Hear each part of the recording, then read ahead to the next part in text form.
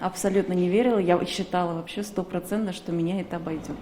И это было скорее таким, шоком. Поверить в то, что коронавирус не миф, а реальность, Гулия Михеева не могла до последнего. Но буквально за месяц все перевернулось. Девушку отправили в ковид-госпиталь с серьезным поражением легких. Теперь коронавирус позади, но последствия ощутимы. Жесткая усталость, слабость была и отдышка. Это уже после перенесенного ковида. То есть буквально 15 минут какой-то жизнедеятельности, и после этого просто силы покидали. И постоянно хотелось спать. Отдышка, слабость, головная боль – такие жалобы у большинства переболевших ковид. Вдох и выдох. Дышать полной грудью – первое, чему приходится учиться заново. Восстановиться помогает вот на таких курсах реабилитации. В основе упражнения обычная дыхательная гимнастика и небольшие физические нагрузки. В 7-ю поликлинику на восстановление после болезни ежедневно приходят десятки казанцев. Всего помощь оказали уже более 200 человек. Пациенты после коронавируса получают также массаж и паравертебральный массаж, который улучшает кровообращение, улучшает функцию дыхания. А это уже одна из самых эффективных процедур. За 20 минут организм пациента насыщается углекислотой, благодаря чему запускаются все обменные процессы, ускоряется кровообращение и повышается иммунитет.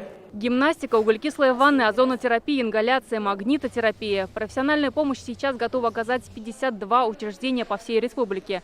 Курсы реабилитации уже прошли 2200 татарстанцев. И все бесплатно. У нас реабилитация регламентирована порядком оказания помощи длительностью не менее 10 дней. Это первое ограничение.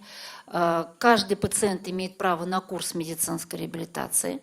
И если будет необходимость, то можно провести повторный курс, уже по показаниям спустя 5, 6, 7 месяцев. Строгого контроля за пациентами после их выписки из ковид-госпиталя нет. Так же, как и после самостоятельного лечения. Курсы носят рекомендательный характер, поэтому заниматься здоровьем – дело сугубо добровольное. Заниматься своим здоровьем нужно вот прямо сейчас уже, если вы еще это не начали делать. Потому что на самом деле это единственная стратегия, которая улучшит вашу иммунную систему или позволит ей адекватно справиться с вирусом, даже если вы с ним встретитесь. Специалисты говорят, последствия ковида предсказать сейчас невозможно. Инсульты или инфаркт, нарушение работы эндокринной системы. Мишенью коронавируса может стать любой орган даже спустя 2 месяца. Наталья Мезина, Вадим Илларионов, ТНВ «Казань». Наша рука помощи вашему бизнесу. Антикризисные предложения. Телефон 843 5 705 100. Көтелмәгән кунак көттөреп кенә интернет челтәрләренә дә килеп җитте.